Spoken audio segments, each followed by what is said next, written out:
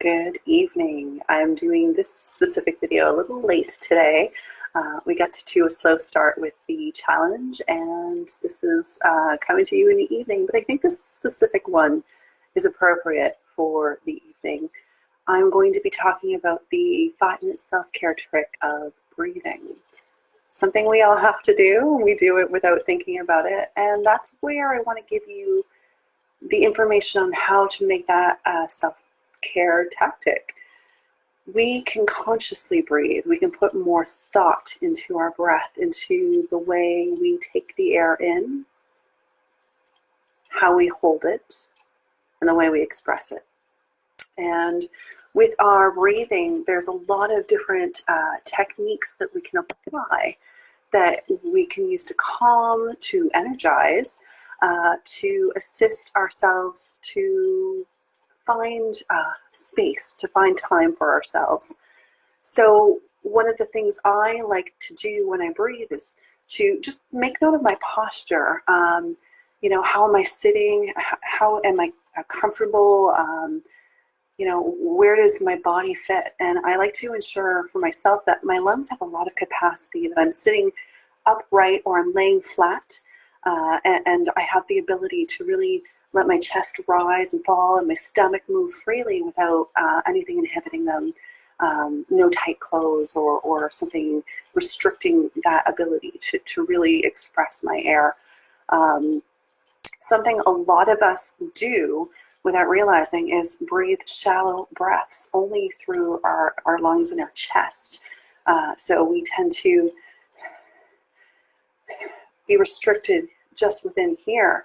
But if you try to make an effort to bring your breath into your stomach, to allow your stomach to expand as you take your breath in, I don't know if you can see the way everything kind of rose up in me as I took that breath. So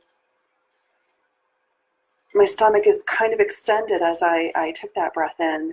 And when you take that breath, you're really taking a deep breath. You're really allowing that breath to go fully into you. You're allowing your lungs to take that bigger gulp of air, which can really allow your body to flow better and get more oxygen into the whole system. So when we take a belly breath, we're allowing that expansion, that freedom of the way our breathing can allow. And children, you'll notice, especially infants and babies, this is how they normally breathe, with this unrestricted flow of breathing that moves through their stomach.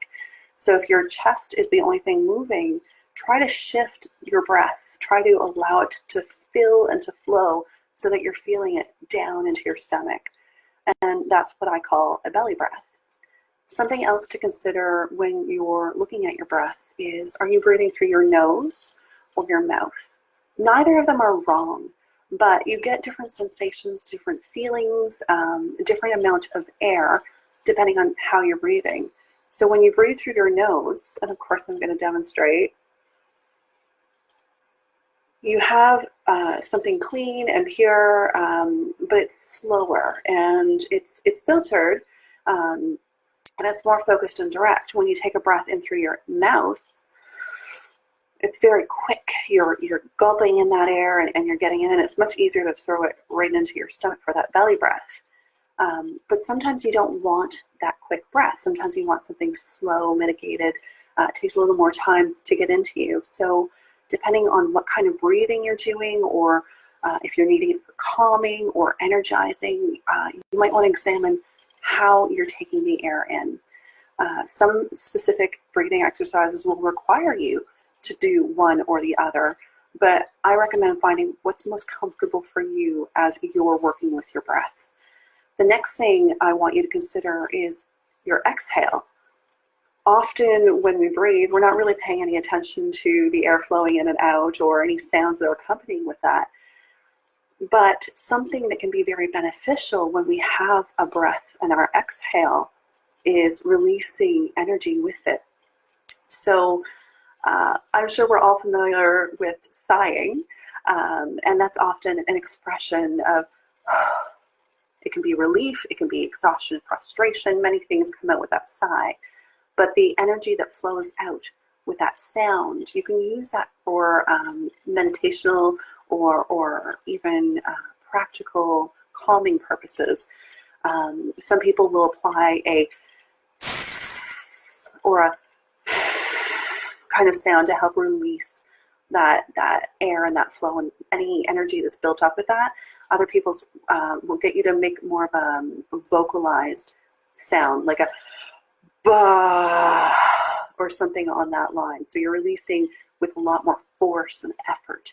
The nice thing about the physical sound is you can find a tone and hear the quick in it, the quivering sound that goes in it. And if you can harness that specific sound, that tone, as you release it, you're also allowing a lot of negative energy out until that tone kind of smooths out.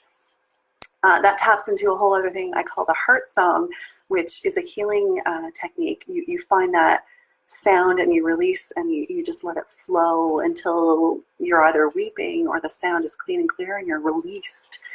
So having a sound as you express your air sometimes can be very beneficial as you're going through your breathing. Another tactic or technique I like to make note about is timing your breath. A lot of people know about the 4-7-8, and what that is you take a breath in for 4 seconds, and then you hold it for the count of 7, and then you exhale for 8 seconds. Now, the time itself isn't specifically important, so if you can't hold your breath for that long, don't beat yourself up that you didn't do it. It's more about having the conscious awareness of timing your breath. If you're someone with a really big lung capacity, the 4-7-8, you probably want to bump that up to something bigger because you want that effect, the way it calms your system, the way it allows everything to expand and open, and then gives you that consciousness. Your body becomes alert all of a sudden that, oh, okay, we're really focusing on this. And that's part of the point, is bringing yourself back into your awareness of self and where you are in this simple thing, the matter of breathing. So 4-7-8 is 4 breaths in, or 4 seconds of breath in. So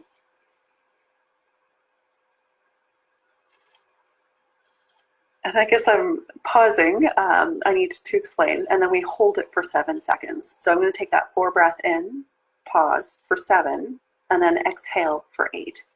So we'll start this again.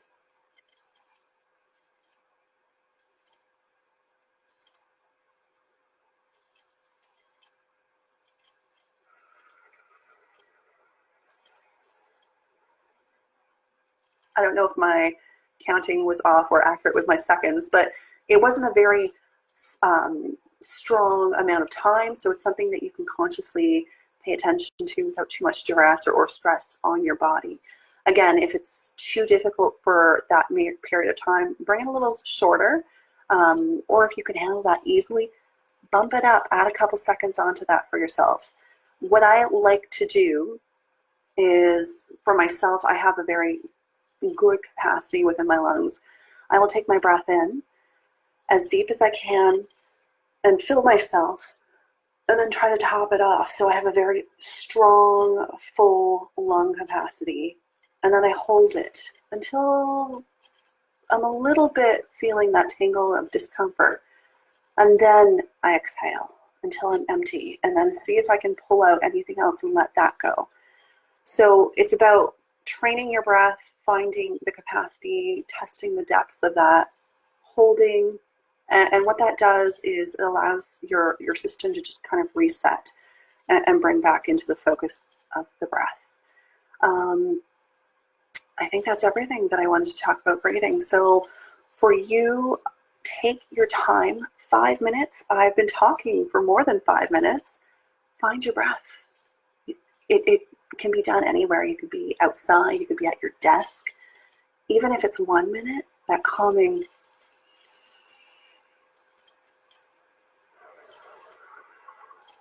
that gives you permission to let go of a lot in a moment. So that's your self-care tip for today. Just take a breath. Thank you for joining me.